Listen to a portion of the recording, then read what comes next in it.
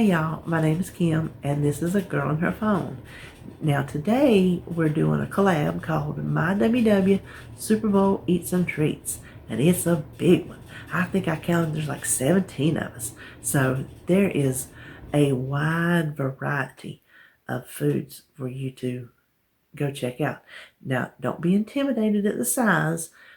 Take your time and just visit everybody else in the list down below in the description box.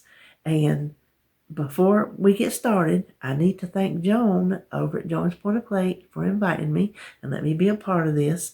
I appreciate it so much. And if you like what you see, then go ahead and hit subscribe. You know the rest. You hit the notification bell. That way, when I put up something new, you'll know. And then, of course, give me a thumbs up if you like it. So today what I'm making is bacon cheeseburger bites, and they're delicious.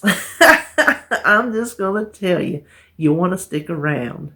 All right, let's go to the kitchen and get started. All right, the first thing you want to do is go ahead and preheat your oven, get it going to 400, and line a baking sheet with some foil and spray it. Then now we're going to start with the meatballs. I started to say the meatloaf. I have one egg that I've already beaten. We're going to add everything to the egg, get it all incorporated, and then add the meat and smoosh it around. That way you're less likely to have pockets of, like, say, a spice here or there.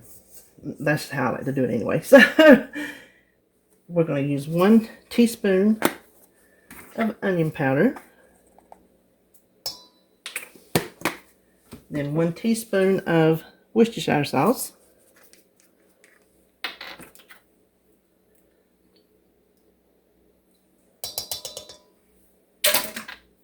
Then half a teaspoon of salt and pepper. And I'm going to go ahead and use my salt first, and that way I won't have any little pepper left on my measuring spoon to get in there. Oops.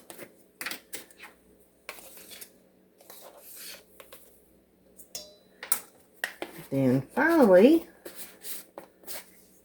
1/4 cup of just plain dry breadcrumbs. I just keep mine in a jar, but there's several brands. Just make sure they're plain. I mean, you could use Italian if you wanted to, but I just don't think that would go well with the cheeseburger theme of it. So we just want to stir this around real good. Sure smells good, I'll tell you that. Okay, now we've just got this little goopy looking stuff here. To that, we just want to add 1 pound, and I'm using 93% hamburger. I wanted 90% because you could still have the same points, but none of my stores carried it. So I didn't want to go 96, which you can. I just wanted a little bit more fat content to it for flavor. Now, I'm going to do this here just a little bit, and then those of you that are new to my channel don't realize and know that I have this thing about raw meat. Don't like to touch it, especially hamburger. So I use these little gloves that I get. I can't get it open. I get these at the Dollar Tree, 100 in a bag for $1. And that's what I use when I touch my chicken, and especially ground meats. I don't know. I just don't like it. Now, we do not want to overwork this because it will, hold on. It will, like, start to dry up and get tough on you, especially since there's a low fat content. So just make sure to get all that stuff mixed in as evenly as possible. Then to that, we want to add, this is, let me show you. whatever center cut bacon you like. I'm using the Hormel this time because this is the one that was on sale at my store this time, because the center cut bacon is expensive. So I'm using the black label from Hormel, and I'm just using 3 slices that I already fried and chopped up pretty fine. You don't want like any really big clumps sticking out of the meatball, so chop it as fine as you can. Then I already have the sliced green onions in my refrigerator that I'm using for different things, so I sliced them all up at one time. So I'm just going to add 2 or 3 onions worth, and you can go up as far on the green part as you like. I don't go necessarily very far down into the green, as you can tell. To me, it's just kind of woody. Well, that's just me. So just kind of get them worked in amongst that meat.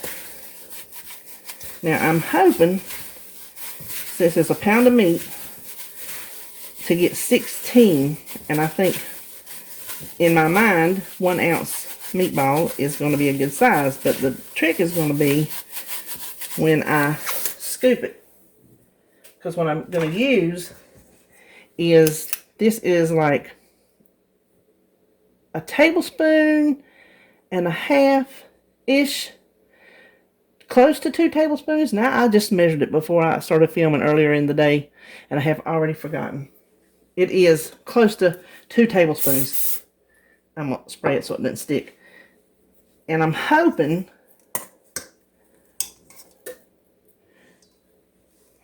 see, I'm going to move you. Hold on. That is the size that I think is going to make a good meatball. Just that much. So I'm going to scoop them out and at one time, and I'm going to go back and roll them at one time. So let me finish scooping these out, and then we'll find out exactly how many we get. I'll be right back. Okay, I guess you can count and see. My my on-the-fly estimator was way off. That little scoop, 2 tablespoons, made 25 meatballs. So we're going to have 25 appetizers. Now I'm going to put this in, like I said, at 400, 10 to 15 minutes. Not sure. I'm going to check them after 10. While those are baking, I'm going to make my waffle fries.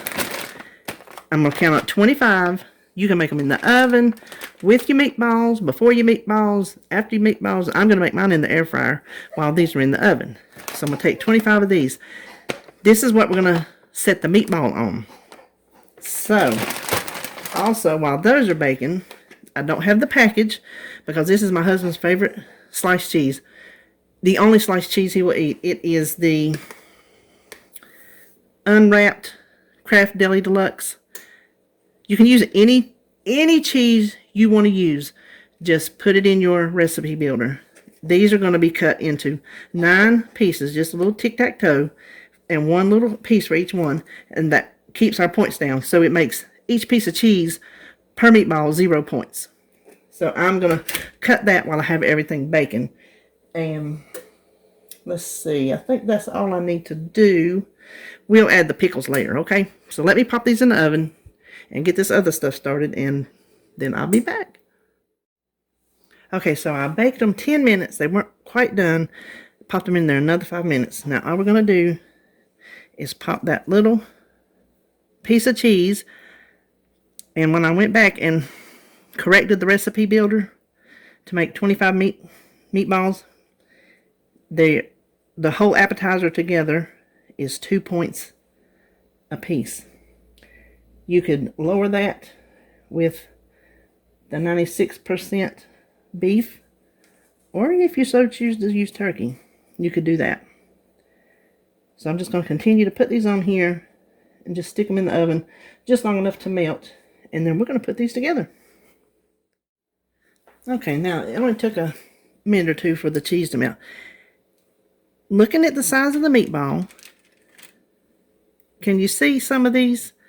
How big that is?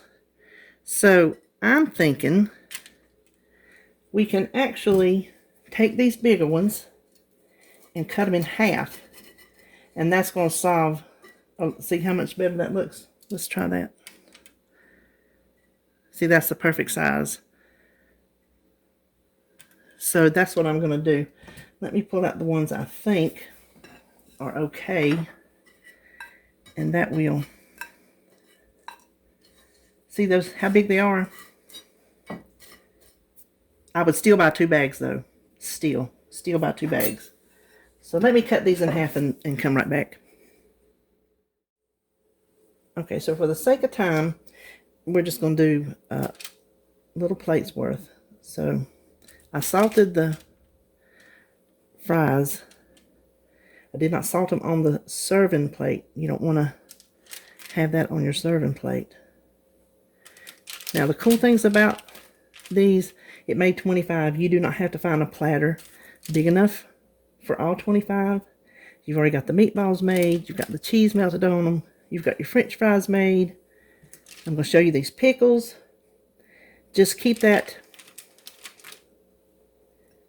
and assemble them right before you need more. Or actually, you could assemble them and have them ready that way. It depends on your storage space. I don't know if you would have room in your refrigerator. Besides, if you heat up the french fries, you don't want to heat them the same time as you do the microwave or the meatballs, because they will get tough on you before the meatballs heat up. So there we go. I think that's the perfect size. Now what I did here is I just used regular whole dill pickles. I didn't want to use the dill chips because I thought they were going to be too small and floppy. I didn't think they would. I didn't think they would look as nice. So you can see how thick I cut those little slices. Just top each little burger with 1 pickle, and keep your fingers crossed that these toothpicks I have are tall enough. Because if they're not, we're in trouble. I have a plan. Since this is a Super Bowl collab and it's about football, I can back up like a sliding mountain hole. Let me go ahead and get the toothpick. I can back up and punt. I have a plan. There we go. Perfect size. Now let's, and these little frilly toothpicks, if you can't find them in your grocery store, I found them at the Dollar Tree. So check them out. You can use regular toothpicks. I just think these are cuter. I think they're more festive. Okay, here is your finished product. You can serve these with little dishes of ketchup, mustard, and even Thousand Island dressing. Kind of like a Big Mac. There's our little cheeseburger, bacon cheeseburger bite. That's what we're going to call it. Our bacon cheeseburger bite. Now, my son's over here on the couch waiting patiently to taste test. So I'm going to come back and tell you what he thinks. Okay, so I'm just back on here to tell you that it was a hit with everybody. I told you my son was over there waiting for me to finish up so he could try it. And he come over. He loved it. He said the best way was with the Thousand Island dressing. He said that was by far the best because he tried the mustard and the ketchup. And he said, in foodie fashion, he said the pickle added a much needed crunch. So don't forget your pickle. Apparently that tops it off. And he tried it, and then my daughter's boyfriend came in. He tried it. He loved it. My husband got up, got ready for work before he got his supper. I said, well, here, try these. He loved it. And then my daughter came in late last night from work, and I had left her some, and she loved it. So it was a hit all the way around. If you make them, I hope you enjoy them. And I hope you have a great Super Bowl party, and I hope your team wins. Bye.